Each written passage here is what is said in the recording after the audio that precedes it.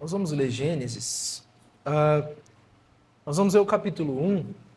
Hoje nós vamos ler diversos textos, desse livro de Gênesis, que é o primeiro livro da Bíblia.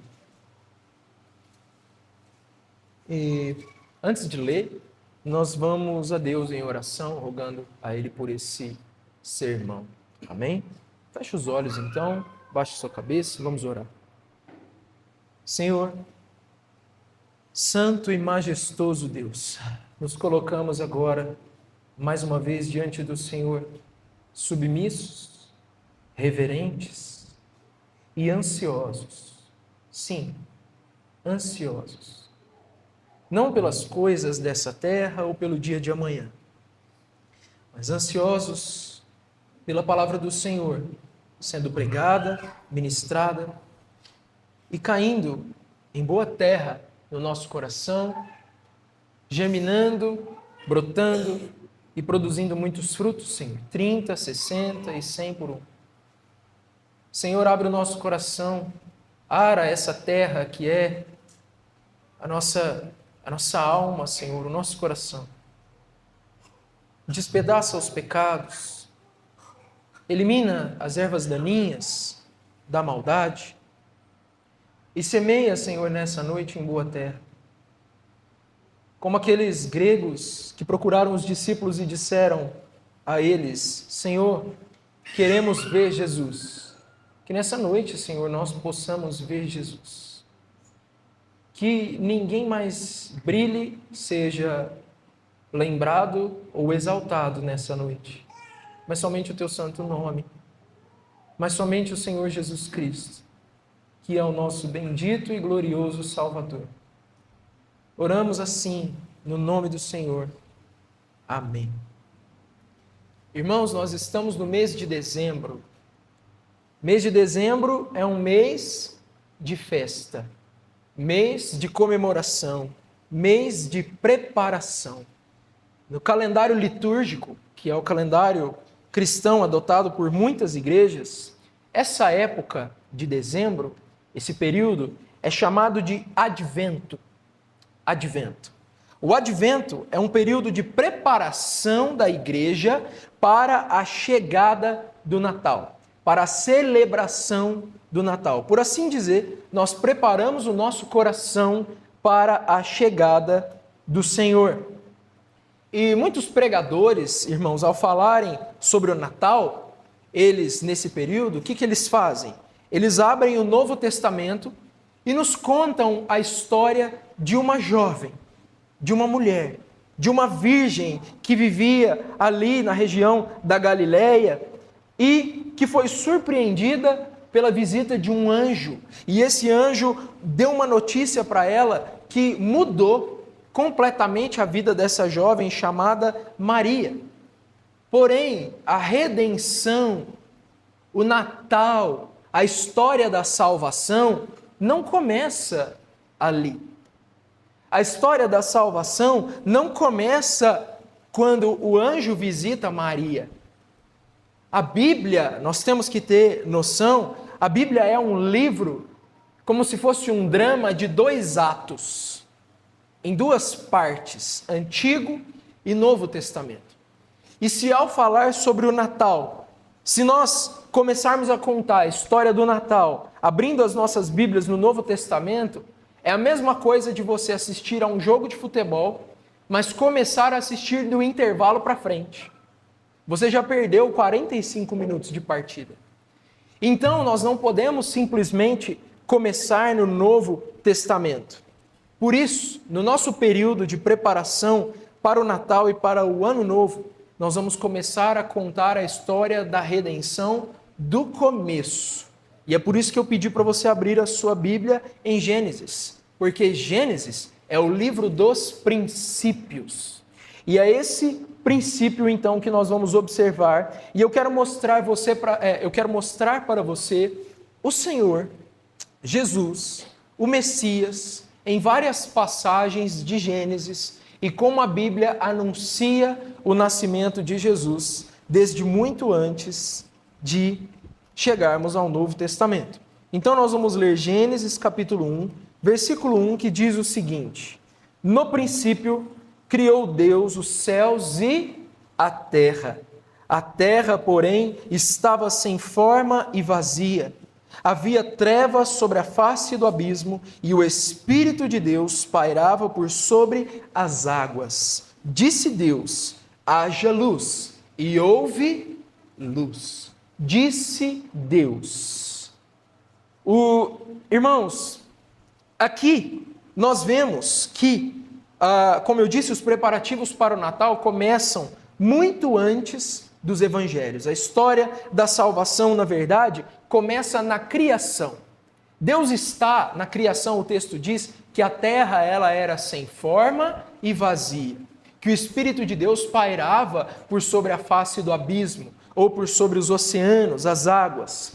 E aqui, no princípio, Deus então começa a preparar o cenário. Deus começa a preparar a terra para a chegada do Messias, para a chegada de Cristo, para a chegada do Rei. A terra é o reino e ela precisa de ser preparada para receber o Rei.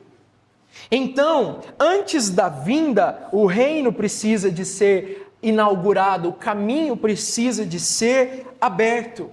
E nós vemos que Deus cria todas as coisas pela palavra, pelo poder da sua palavra, pela palavra da sua boca. E é muito interessante porque, assim como João Batista preparava o caminho para o Senhor, em Gênesis nós vemos uma preparação para a chegada do Senhor, e essa preparação vem por meio da palavra. E essa palavra é chamada no Evangelho de João de Logos. E no Evangelho de João, o evangelista vai nos dizer que o Filho, uma das pessoas da Trindade, o Filho de Deus, o Filho está no início, participando ativamente da criação. Então você segura sua Bíblia em Gênesis e corre comigo no Evangelho de João. Hoje nós teremos um sermão, aliás, até o Natal e Ano Novo, nós teremos sermões de teologia bíblica, então nós vamos ver várias passagens dentro de um mesmo sermão.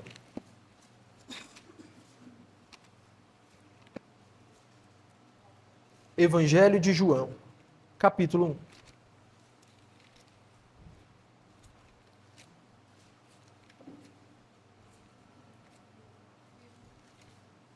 João 1.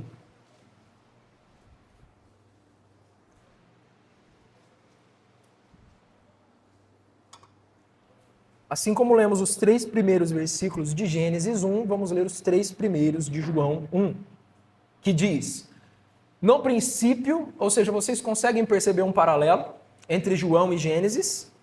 No princípio era o Verbo. Deus criou todas as coisas pela sua palavra. Era o Verbo. E o Verbo estava com Deus. E o Verbo era Deus. Ele estava no princípio com Deus. Todas as coisas foram feitas por intermédio dele, e sem ele, nada do que foi feito se fez. O paralelo que João faz com Gênesis nos conta que essa palavra, esse verbo, era Cristo, o Senhor Jesus, o Messias, o Filho de Deus, participando ativamente na criação. Nada do que foi criado sem ele. Tudo teve a participação do Senhor. E pensar sobre isso, irmãos, nos lembra da divindade de Jesus. Nos lembra da divindade de Cristo. No Natal, nós olhamos para ele como um bebê, não é verdade? Você vai no shopping, você vai nas casas e você vai encontrar vários presépios. E lá estará um bebê, um menino, o menino Jesus. E Jesus de fato nasceu como um bebê comum. Ele chorou, ele riu, ele precisou que a sua mãe trocasse as suas fraldas, ele aprendeu os seus primeiros passinhos, deu as suas primeiras palavras e se desenvolveu como qualquer criança. como qualquer bebê, com uma exceção. Jesus não dava birra. Jesus foi o único bebê que não deu birra na história. Eu não sei se você sabe, mas birra é pecado. Já é o germezinho ali, né? Se rebelando contra as ordens dos seus pais. Cristo se desenvolve, então, como qualquer um dos bebês. Mas, ao mesmo tempo, ele é Deus, ele é o Logos, ele é divino, ele é o Filho, ele é Deus. E aí nós precisamos nos lembrar que esse bebê que está dentro da manjedoura, que esteve ali naquele estábulo, chorando, é o mesmo bebê, é o mesmo homem, é o mesmo Deus que fixou as estrelas nos céus. Foi ele quem criou a estrela que guiou os magos até Belém. Foi ele quem definiu o curso dos planetas. Foi ele quem definiu a posição de cada astro no universo. Ele criou o útero que o gerou. Ele é o Filho. Ele é Deus divino.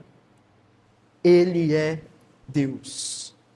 O Filho divino, a quem somos apresentados no Evangelho, é o mesmo que estava no princípio da criação, cheio de autoridade e poder, criando todas as coisas. Ele é quem sustenta todas as coisas. O bebê que precisava de ser levado ao seio e amamentado, sustenta todo o universo, todas as coisas. Ele controla. Ele deve ser lembrado, honrado e amado não apenas no Natal, mas todos os dias, porque agora mesmo Ele controla e governa as batidas do meu e do seu coração.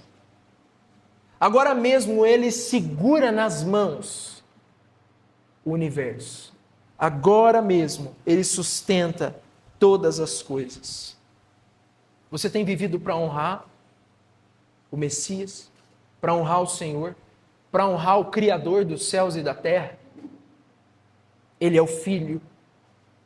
Ele é aquele a quem honramos, veneramos e adoramos. O seu coração está preparado para recebê-lo. Ele é o seu Criador. Ele é o nosso Criador. Então nós vemos Cristo na criação. Agora eu quero mostrar para você Cristo na promessa, em Gênesis capítulo 3.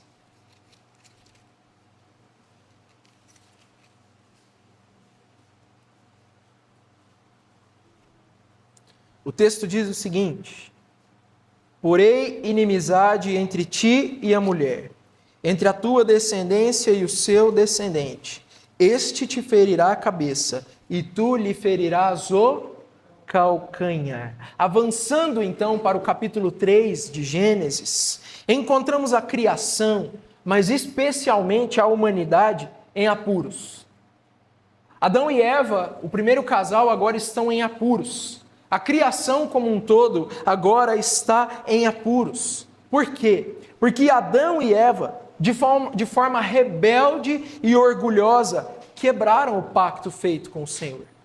Eles quebraram a aliança de Deus. Ao invés de ouvirem e obedecerem a voz do Senhor, ambos, Adão e Eva, se tornaram aliados da serpente.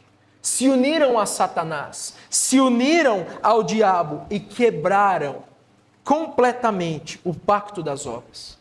Por causa disso, Adão e Eva atraíram a ira de Deus sobre eles e nos deixaram a morte como herança, a morte como legado. E aí você segura Gênesis e abre em Romanos capítulo 6.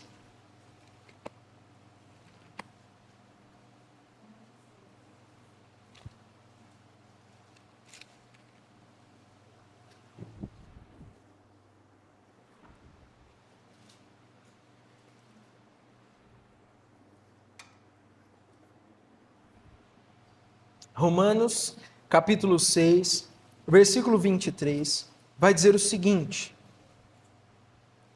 porque o salário do pecado é a morte. Qual é a herança que Adão e Eva conquistaram para nós pelo seu ato de desobediência e pecado? A morte, trevas, maldição, culpa. Nascemos em transgressões por causa dos nossos primeiros pais. Eles nos legaram isso. Irmãos, vejam que o pecado, ele é extremamente maligno. O pecado é perverso. É uma doença mortal que desfigurou completamente a criação e alienou o homem de Deus. Separou o homem do seu Criador.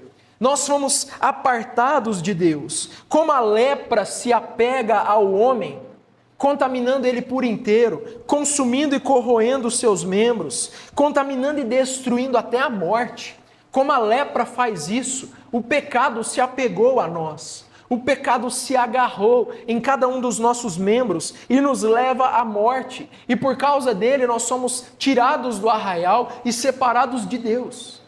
Isaías 59, 2, 1 e 2 vai dizer que são as nossas culpas, os nossos pecados que nos apartam do nosso Criador, que nos separam dele. Então o primeiro casal, Adão e Eva, precisavam desesperadamente de uma boa notícia. Porque eles estão em apuros. Eles precisavam de boas novas de alegria, porque eles estavam mortos agora. Eles precisavam do Evangelho. O que significa a palavra Evangelho? Boa notícia. Então eles precisavam de uma boa notícia. As boas novas se tornam necessárias exatamente quando o homem tem consciência do seu pecado. Sem consciência do seu pecado, a boa notícia do Evangelho não tem valor. Se você não entender que você caiu em Adão e Eva, a boa notícia não é boa. Ela é apenas uma notícia. Certo? Mas para esse casal, essa notícia era extremamente importante. E é nesse contexto que Jesus Cristo aparece mais uma vez. Em Gênesis 3,15, a notícia que Deus dá, e o interessante é que Deus dá a notícia para a serpente.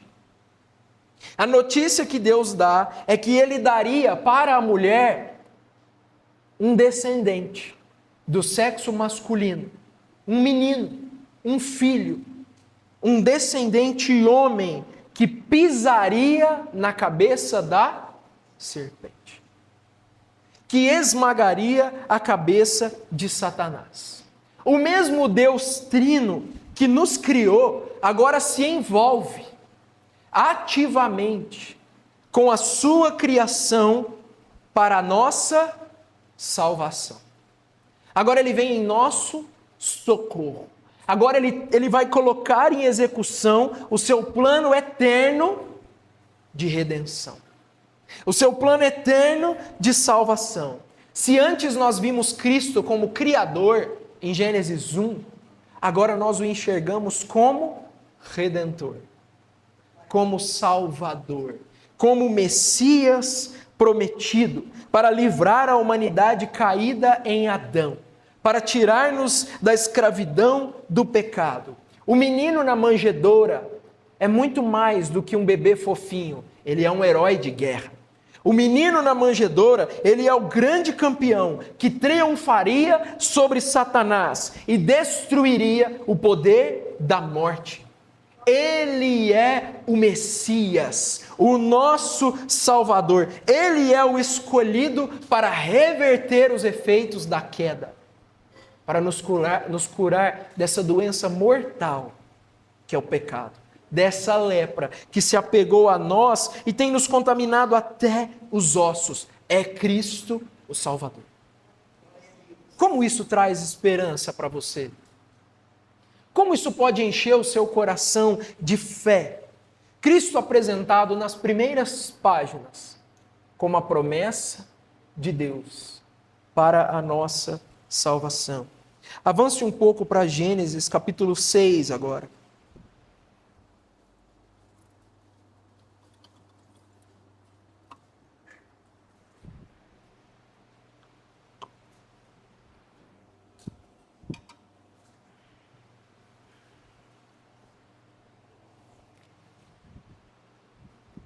Gênesis 6, nós vamos ler o versículo 5 em diante. Viu o Senhor que a maldade do homem se havia multiplicado na terra e que era continuamente mal todo o desígnio do seu coração. Então se arrependeu o Senhor de ter feito o homem na terra, e isso lhe pesou o coração. Disse o Senhor: farei desaparecer da face da terra o homem que criei, o homem e o animal, os répteis e as aves dos céus, porque me arrependo de os haver feito. Porém Noé achou graça diante do Senhor. Eis a história de Noé. Noé era homem justo e íntegro entre os seus contemporâneos. Noé andava com Deus. Então, em Gênesis 3, nós recebemos a notícia, a boa notícia, de que o mal seria destruído, de que o diabo seria aniquilado, de que Cristo triunfaria sobre ele como grande campeão. Mas o interessante é que essa vitória, essa promessa não se cumpre imediatamente. E em Gênesis 6, se nós queremos ter uma noção da gravidade do pecado e o quanto a transgressão provoca a ira de Deus, o quanto os nossos pecadinhos irritam o Senhor, no capítulo 6 nós vemos o relato do dilúvio. O que aconteceu? A humanidade, depois de Gênesis 3, continuou desfrutando da bênção da fertilidade. E eles se multiplicaram sobremaneira sobre a terra. Porém, juntamente com as maternidades lotadas, também cresceu a pecaminosidade do homem. A maldade do homem também avançou e crescia sobre a terra. E agora nós não vemos mais uma serpente. Não há mais a necessidade de uma serpente falante tentando os homens, porque agora a maldade está enraizada no coração. O Senhor olha e vê que o propósito do homem é mal. Está enraizada, incrustada, nem a arte, nem a ciência conseguem refrear isso. O homem e a terra estão contaminados pelo pecado original. E são apenas 10 gerações entre Adão e Noé. E o pecado está tão alastrado que o Senhor envia um dilúvio sobre toda a terra para purificar, para limpar, para extirpar da terra o mal. O mal precisa ser eliminado da terra. E o mesmo Deus que criou a beleza dos oceanos, agora então faz com que as fontes do abismo se rompam e a terra será destruída. O pecador vai ser aniquilado. Porém, esse mesmo Deus é justo e misericordioso. E esse mesmo Deus acha graça em Noé. Favorece Noé. Escolhe Noé. Vê ali um homem obediente.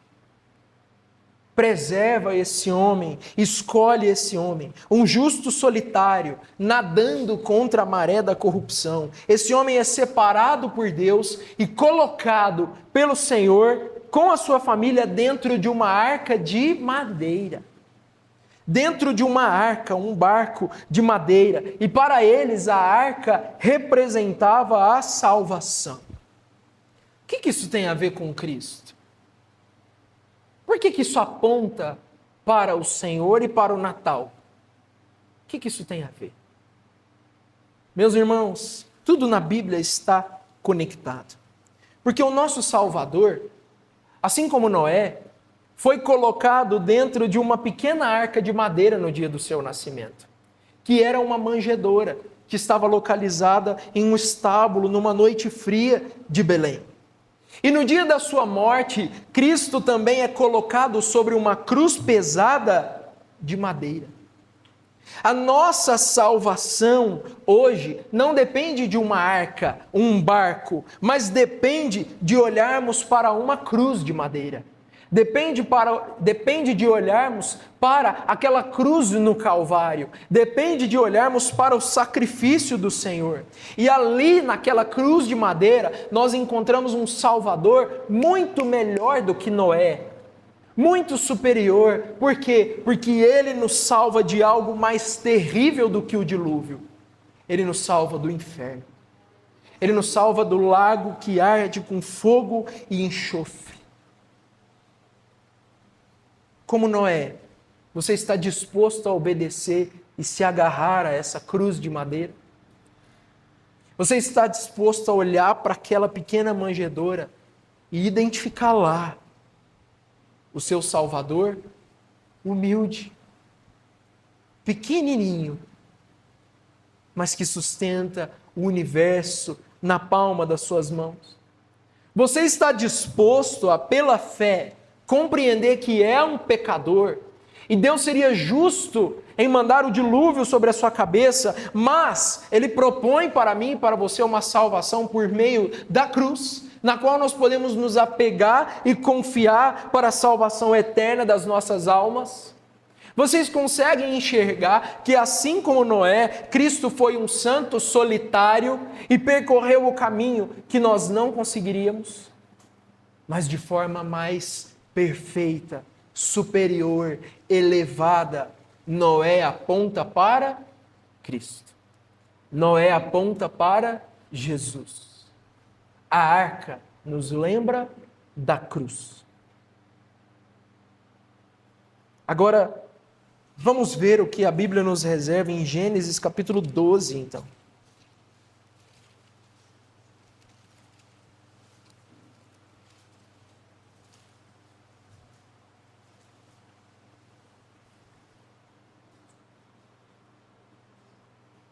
Gênesis 12, versículo 2. Vamos ler 1. Ora, disse o Senhor a Abrão: sai da tua terra, da tua parentela e da casa de teu pai, e vai para a terra que te mostrarei. De ti farei uma grande nação, e te abençoarei, e te engrandecerei o nome. Sê tu uma bênção. Abençoarei os que te abençoarem, e amaldiçoarei os que te amaldiçoarem. Em ti serão benditas todas as famílias da terra. A história da redenção continua. A história da salvação continua. Sabemos que ao sair da arca, Noé cai em pecado. Noé cai em transgressão. Ou seja, Noé não é o descendente que esmagaria a cabeça da serpente, porque agora Noé parece que está preso à serpente. Dos seus próprios descendentes vão nascer homens maus e perversos. Então Noé não é o Salvador. E como nós vimos, de Adão até Noé foram quantas gerações? Vamos ver quem prestou atenção. 10. São 10 gerações de Adão até Noé. E de Noé até Abrão também se passam 10 gerações. Novamente, 10 gerações se passam. E nós poderíamos imaginar que os descendentes de Noé, eles não se esqueceriam do dilúvio. Que eles não se esqueceriam disso que aconteceu, desse cataclisma. E que eles não voltariam a pecar, por medo, talvez. Por temor, por receio de que a ira de Deus se abatesse sobre eles. Mas o que a Bíblia mostra, lá no capítulo 9, é que pouco tempo depois, os filhos de Noé estavam construindo uma torre. E o seu objetivo era chegar até o céu e construir um nome para eles, mais alto, mais elevado, em total arrogância e soberba. E o Senhor não tolerou a arrogância dos homens. Ele sabia que isso era apenas o começo. E o que o Senhor fez? Interrompeu o projeto. Interrompeu o plano daqueles homens e confundiu as suas línguas para que eles não conseguissem mais concluir aquela torre. Meus irmãos, tudo parecia perdido outra vez. Cadê o descendente? Cadê o menino que vai esmagar a cabeça da serpente? A terra está coberta de trevas outra vez. Irmãos, não tem esperança. Você lê, você se sente angustiado, agoniado. Nossa, isso não acaba nunca. Esses ímpios só crescem, a maldade só avança, e esse descendente não aparece. Então, o Senhor chama agora um homem chamado Abrão. Abrão é chamado a deixar sua terra e recebe de Deus uma promessa. Que promessa é essa? Que todas as nações da terra seriam abençoadas por ele. Mas como por ele, se ele era velho e não tinha filhos? Como que todas as nações da terra seriam benditas, se ele mesmo não tinha descendência? Então o Senhor promete dar para Abrão um descendente. Irmãos, isso está completamente conectado com Gênesis capítulo 3. É a mesma promessa. A promessa de descendência, a promessa de filhos, a promessa de que pela geração, pelo nascimento de filhos, viria um Salvador. Uma promessa de que haveria um Natal. O nascimento mais importante da história. Só que, curiosamente, essa promessa parece ser ameaçada. E ela é ameaçada, vejam bem, pelo próprio Deus. O próprio Deus coloca essa promessa em risco, quando no capítulo 22, ele pede para Abraão algo inusitado. Vamos no capítulo 22.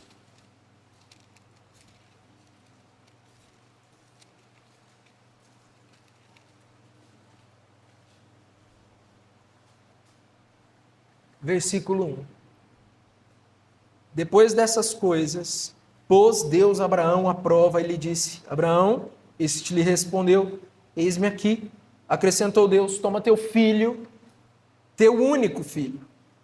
Olha só, o Senhor faz questão de enfatizar: é o único. O único. Teu único filho, Isaque, a quem amas. Olha a linguagem do Senhor. É o único e é o que você ama. Toma ele e vai-te à terra de Moriá. Oferece-o ali em holocausto sobre um dos montes que eu te mostrarei. A promessa está em risco agora. E é o próprio Deus que aparentemente está atrapalhando o plano.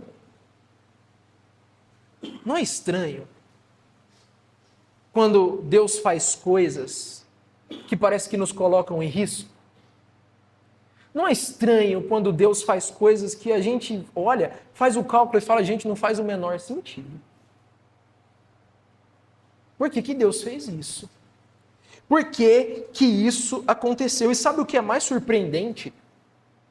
É que Abraão se levanta numa madrugada e decide partir, juntamente com seu filho.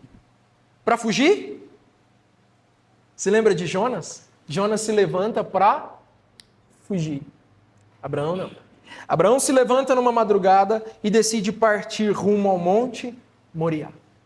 Ele caminha com seu filho cerca de 72 quilômetros. 72 quilômetros de caminhada. No terceiro dia, ele avista o monte.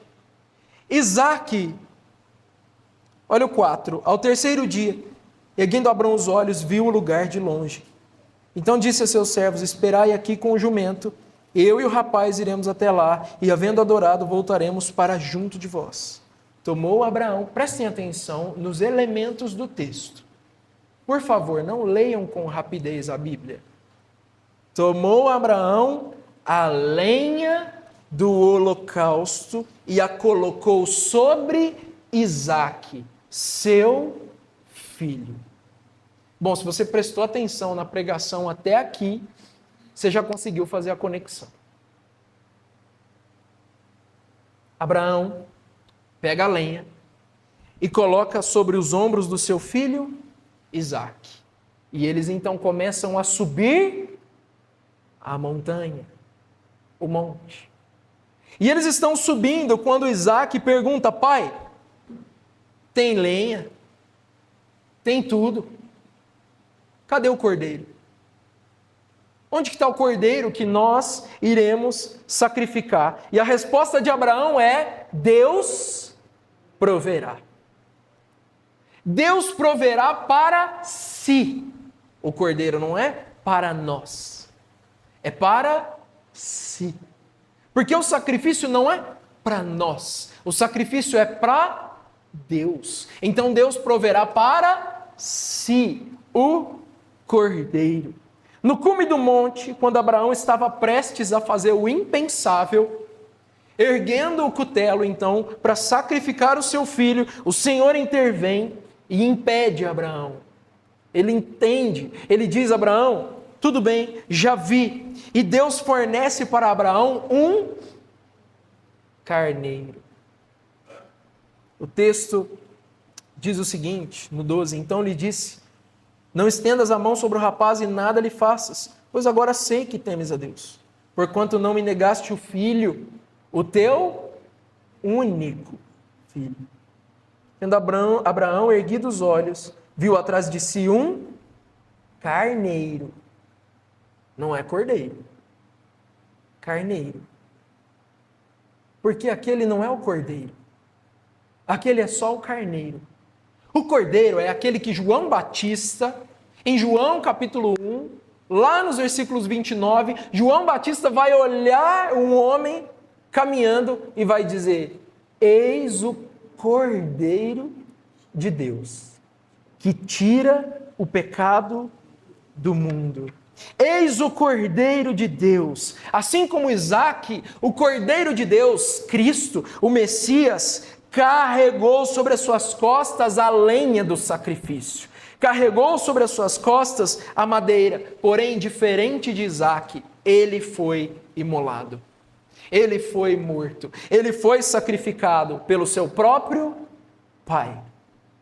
Se Abraão foi impedido e não foi até o fim, com Cristo na cruz, o pai não parou. Nada o deteve. Mas Isaías 53, capítulo 10, diz que ao Senhor agradou moê-lo, fazendo-o enfermar. Ele carregou a lenha do sacrifício. Ele foi sacrificado no nosso lugar para a nossa salvação. O que nós aprendemos com isso? Deus é um Deus de promessas. Deus cumpre as suas alianças. Deus cumpre as suas promessas, Ele é fiel. E na plenitude do tempo, Jesus Cristo foi imolado como cordeiro pelo próprio Pai. Abraão não tinha plena compreensão do que estava acontecendo. A ilustração que Deus estava fazendo não era exatamente para Abraão, mas era para mim e para você. É para nós, porque quando nós lemos com uma teologia bíblica adequada, nós enxergamos essas conexões e nós nos maravilhamos. E isso nos leva à fé que aquele homem já tinha. Aquele homem já cria. Vejam que ele fala para o servo o seguinte: eu vou com o rapaz e depois de termos adorado, nós voltaremos. O autor aos Hebreus, gente, não é uma coincidência, ele não estava mentindo. O autor aos Hebreus nos revela, o Espírito Santo declara que Abraão cria pela fé que Deus poderia ressuscitar o seu filho. Então ele realmente estava disposto a fazer aquilo que o Senhor pediu. Meus irmãos, assim como Abraão, nós devemos viver confiantes no sacrifício, na promessa. Mas diferente de Abraão, nós vemos que o sacrifício já foi realizado. E quem fez o sacrifício? Você? Ao vir aqui nesse culto, nessa noite quente de dezembro? Não. Você, ao abandonar o pecado e deixar os prazeres desse mundo? Não. O sacrifício já foi feito. E quem fez o sacrifício foi Deus. Ele sacrificou o seu filho, o seu único filho, a quem ele ama. no meu e no seu lugar. Devemos confiar pela fé que podemos ter as nossas vidas transformadas. Devemos confiar pela fé que os nossos pecados são perdoados e que podemos escapar das trevas para a maravilhosa luz do Filho de Deus. E é isso que é o Natal. O Natal começa em Gênesis. Ele não começa em Mateus.